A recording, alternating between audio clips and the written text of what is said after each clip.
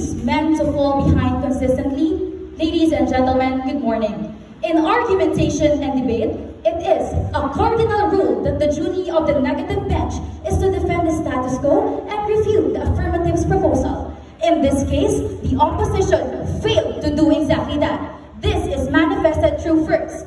They assume that systemic problems cannot be solved by technology-based solutions. This is a hollow claim, not grounded in fact. Because according to Makamitova and others 2021, AI tools assess learning gaps, lessen teachers' burdens, and fulfill the inadequate learning resources, which are structural issues.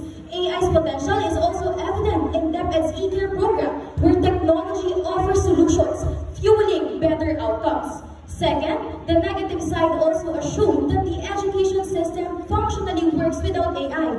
However, this is untrue. According to a survey by Instructure, 71% of teachers use AI tools for content creation, and 63% of students use this as an assistant for learning. The prevalence use of AI in the educational system with roadmaps by the government is a testament that it is present in our learning system.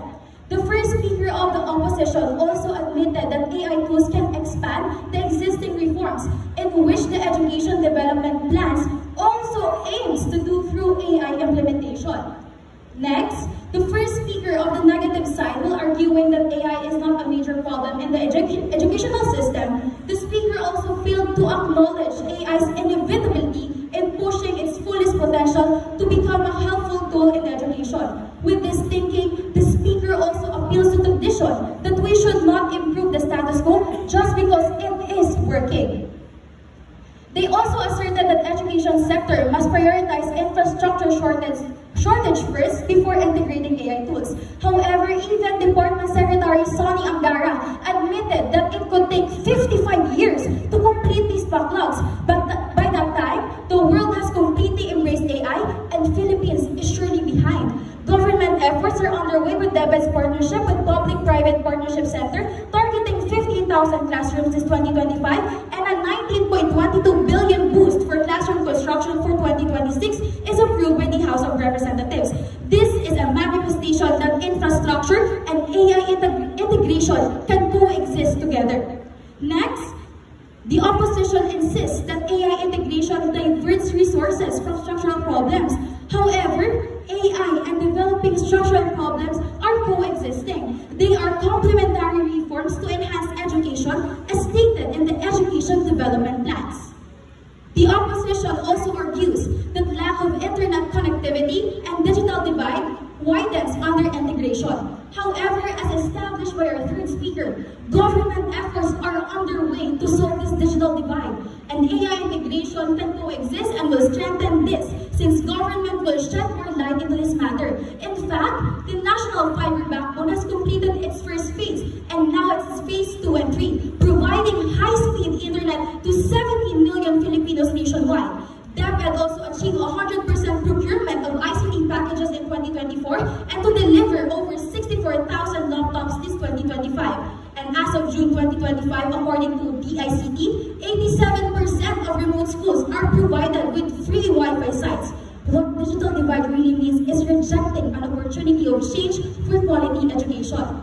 The second speaker also posed a presumption that phase implementation of National Fiber Backbone project of the ICT in their phase 1 is underway, but it is bound to fail, which contradicts the essence of the project to fully integrate internet connectivity in the phase 1 is already completed from Lawag, Ilocos Norte to Quezon City, ensuring 1,200 kilometers of internet access. The negative bench also argues that this proposal is too expensive and falls under fiscal impracticability. However, there are ongoing partnerships between DepEd and EdTech companies like Khan Academy and Microsoft. Aside from this proposal includes competitive bidding that reduces costs by 10 to 20%. This does not only decreases prices, but also improves delivery of timelines and reduces pollution risk. The claims about unpreparedness of the Philippines collapses under evidence. However, AI tools are increasingly acknowledged right now in our education system, and AI is no longer a distant concept, as 48 to 50% of Filipinos uses AI tools nationwide, as stated by the University of the Philippines in 2025. While ensuring that it serves as a tool for progress and not for damage, a national policy through full integration is necessary. The practical speaker of the opposite bench, ladies and gentlemen, let me remind you that all things are changing and we change with them. Thank you. Thank you all for